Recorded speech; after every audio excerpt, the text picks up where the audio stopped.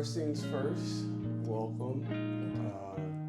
And can you just explain to the audience, who are you? I'm Jenny Sett, creatively known as Jo. I'm an investigator, I'm a mom, I'm a partner, but more than everything, I am a woman. I kind of want to provide the community and the environment to where women do feel like we can trust each other and learn from each other. There's a space for everyone. It's not, we got to step on each other's toes. We can all be great equally.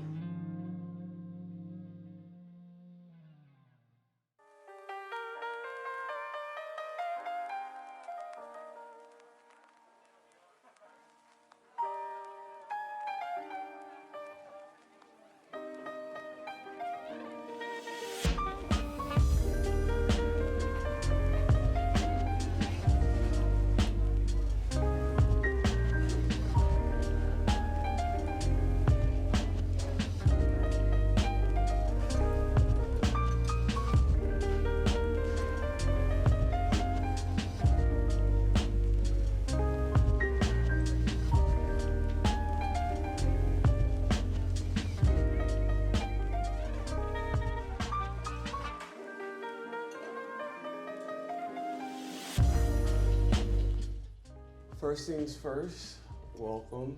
Thank you. And can you just explain to the audience, who are you? I'm Jenny Sett, creatively known as Jo.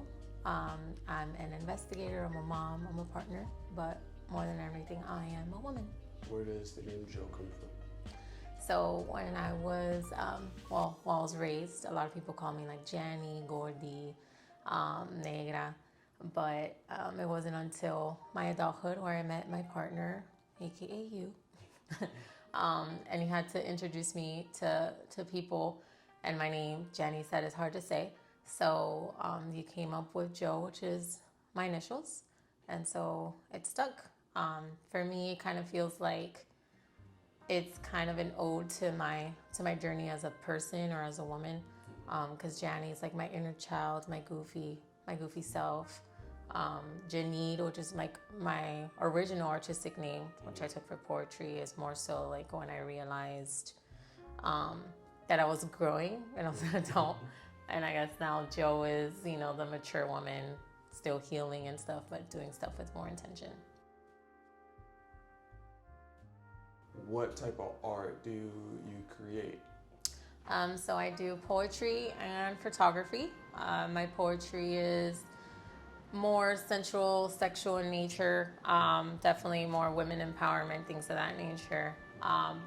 Photography, I started it basically kind of as a favor. I realized I was good at it, so they wanted me to take pictures for 15s or birthdays and stuff, like a staple moment for girls or women.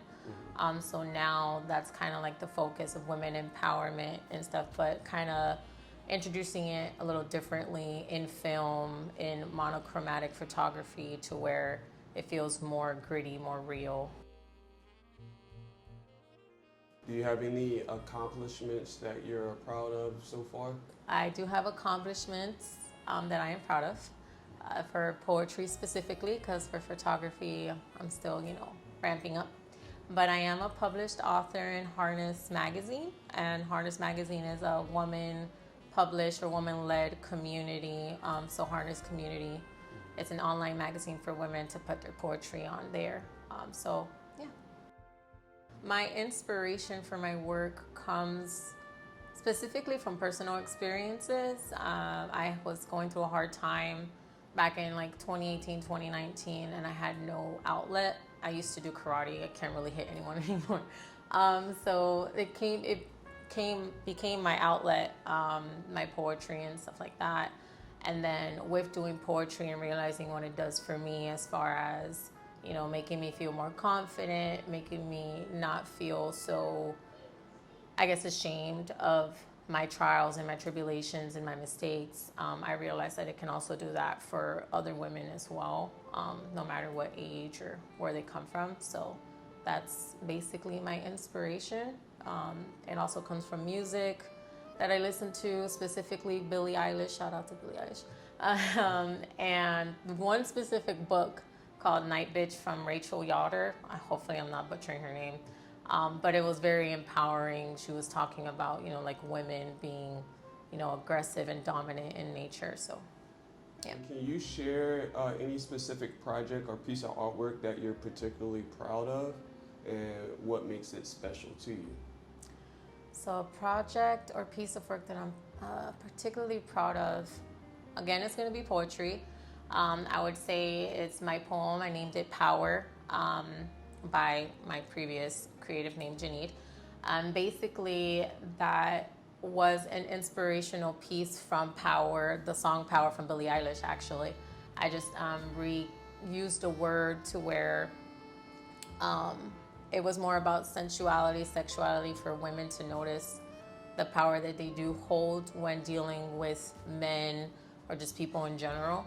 And that's why it was special to me, because it kind of ramped me up into my confidence as far as being proud of what I write and being able to read it aloud. So do spoken word. That was my first spoken word piece. How do you handle any creative blocks or challenges during the project?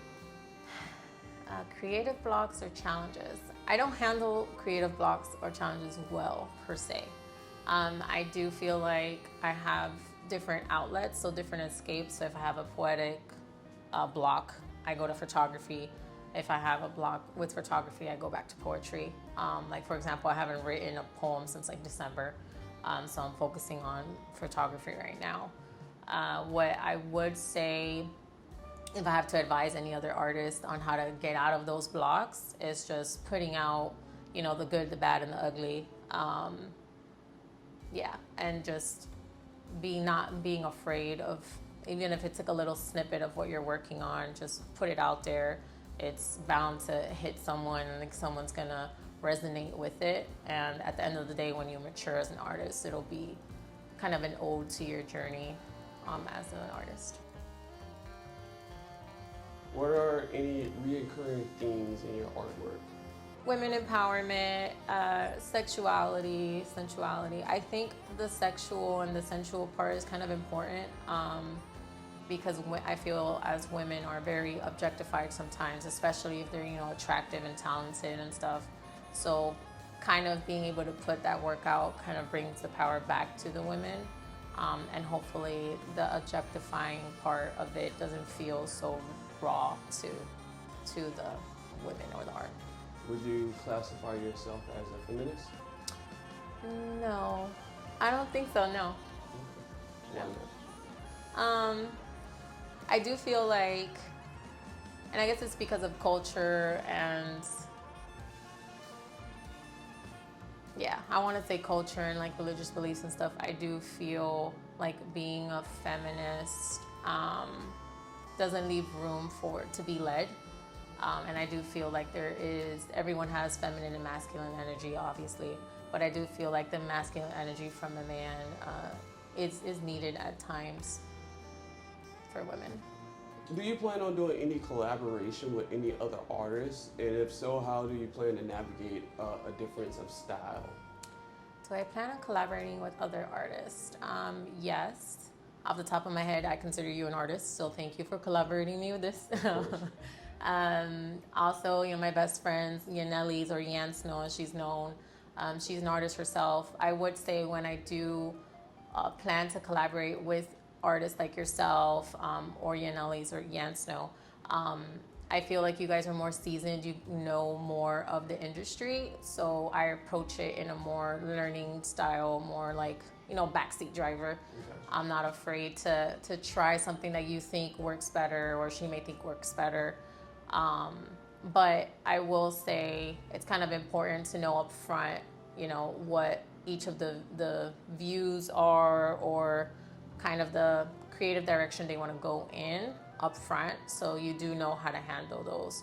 I would just say like communication, but more so I would just be in a learning seat. So if they tell me, hey, that's not going to look good, then I'll probably try it out and see. I think art plays a very significant role in society, even back from, man cave ages, that we used art to communicate, whether that's for weather, when the moon cycles are happening, things like that. Even now during hard times, we use it to express our disagreement with things, with movements or wars and things like that. So I think art is everywhere, and it's definitely a form of communication that everyone, no matter where you're from, can understand. And so that's what I kind of want to do with my art. I feel like my art will play a role. Specifically right now, I keep saying it's women driven, but it's, the only thing I know, and I'm confident with. And so I feel like my art, whether it's poetry or photography, can communicate with people in different ways, especially with film and monochromatic photography, where I feel as though that's dying. A lot of us are doing, digital stuff. So bringing it back to film, to where you can capture those raw moments, I feel can communicate emotions and energy in a different way that we're not used to seeing anymore. Got you. And so, with your themes being primarily women-based, do you think that men will be able to enjoy your art as well? I would hope men would enjoy my art as well. I feel like that may be an initial struggle when I start, putting my work out there, because they're women and I'm putting it out there to society. It may feel like, or it may seem like I'm objectifying them and not giving them power. So I think it's my responsibility as the artist putting out the work, whether it's in captions or whether I'm talking about it, just to make sure it's voiced correctly, posted correctly, to where it's received the right way. So I do feel like men will receive it. However, I don't feel like they'll receive it correctly at first. I think they'll probably just look at it, and I'm obviously generalizing here, but, more of like, is this attractive? Is this keen to my eye? Type deal. And then if they're more in tune with their emotions and they read what it's about and stuff, then my art will attract the right type of men. Down the road, do you see yourself putting your art in like an exhibition or? My art in an exhibition? I don't know. I haven't thought about that. I mean, it would be great to do that. That would be awesome if I can do that. I think now it's kind of hard to picture myself so far, in the future, because it's something that I'm learning right now. So to still be learning it and kind of give myself such high hopes or expectations is a little rough. Advancing my poetry, I think I haven't advanced it more so because of me than anything else. It's a lot of, connecting with people, networking, and things like that. I don't feel like I've been in a space of networking in the last couple of years. I was primarily, and because we share kids, we are primarily in parent roles because they're so young. Our boys are so young, and so it's hard to be able to network and kind of provide that space, especially with me still having a traditional career and things like that. But I would love to go back to Miami Poetry Club. Shout out to them. They facilitate a lot of, seminars, things that they give you prompts and kind of work with you, and you're able to work with seasoned poets and learn from them on how you want your poetry to be read or seen or understood. So I think that would be my initial step again, and be more consistent with that. I do have a book that is just in my email waiting to be self-published and things like that. So more so educating myself on how to self-publish, to be able to put out my work, and that can initiate networking and bring me back, spin the block back to the Miami Poetry Club. And so with poetry, a lot of times, most poets have to be very vulnerable. How do you navigate being vulnerable and protecting yourself and your feelings and your beliefs while you release this very sensitive work to the public? I will say I'm still learning how to be vulnerable as an artist. Just because me personally, it's hard to be vulnerable. We're always in our comments, trying to see what people think of you as an individual, let alone your art and your artistry. So like right now, my comments are off. So I think the first step would be to open up my comments and stuff when it's specifically for poetry, and kind of understand that it's, two different things. I'm not an influencer, so my Instagram profile, my personal one, doesn't necessarily have to be open to the world. I have that outlet to where it could be for poetry and photography. So I think learning that at first as an up and coming artist, or confirming yourself as an artist, is important. Setting boundaries, knowing your guardrails, knowing what you're doing for attention, the wrong attention, and knowing like your heart posture during things like that, so you know what to intake and what to ignore. So Little Notes from Joe right now is kind of a way for me to deal with my creative block, poetic wise. So I'm able to write little phrases, little notes, and things like that. So basically, what I would love to do with Little Notes from Joe is create a community and atmosphere to where, we can rent a spot and do actual physical events to where women that are experienced can teach other women, and, women are able to trust each other again. I feel like, a lot of women say we're girls, but I don't feel like that's, genuine. So I kind of want to provide the community and the environment to where women do feel like we can trust each other and learn from each other, because there's a space for everyone. It's not, we got to step on each other's toes. Yeah. We can all be great equally in our power. I stay updated basically by following artists. I follow different types of artists that do different type of things. So Julia is kind of she's a poet, but also a photographer, which is someone I look up to. So I look at how she posts her stuff, what's more acceptable, if that's politically correct. See how people respond to her work. I also follow artists like Oriel, which we've actually bought a lot of his paintings, and see his expression and how he puts that out there, and kind of see what they do to catch attention and catch the right attention at that, because you don't want just any type of attention. So I think keeping up with music is important for me. I think music, it is, like I said earlier, is a big inspiration. So rap beef is important.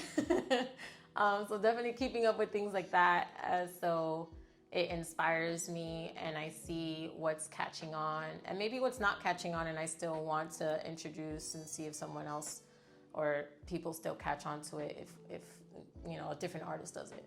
So what are your long-term goals and aspiration as an artist in general? So my long-term goals, I think, differs. So definitely short-term goals, before I answer long-term goals, is to get organized and get, the umbrella going. Because I guess I do have Joe Optics and Little Notes from Joe, but we know it's stemming from the umbrella that you want to create, which is Job Media Productions. So kind of getting that on the ground running the correct way, where we feel comfortable, is the utmost short-term goal. And I think long-term goals specifically for Joe Optics and Little Notes from Joe is cultivating just that environment for others and for myself. I think these creative outlets also help me grow as a human. And like I said earlier, yes, Joe is an ode to the healed version of myself now, but we're always healing. You're always going to have new triggers and stuff. So I do definitely feel like if I can provide an environment to where women learn what their creative outlet is, whether that's playing with Legos, doing pottery, whatever it is, if I can help someone know what their creative outlet is during a time of hardship, that's important, and where art and mental wellness can coincide together in a vulnerable environment for women, where I feel like even now we're in an advanced society, but women still feel very attacked, whether that's in their career or, you know, doing day-to-day stuff. There's always a lot of stuff mounted on women. And not to take away from men or, you know, those that identify as women and stuff like that. I'm not saying I will never expand, but right now I'm sticking with what I know, and that's being a woman. So maybe in the future I would want to expand and be more open to men coming, you know, the transgender community being able to come, LGBTQ plus. I don't know, guys, sorry. You know, but being open to everyone and not just women, because I don't want women to be objectifying, and I know focusing on women can be seen as objectifying them. So kind of find a balance around there. Gotcha.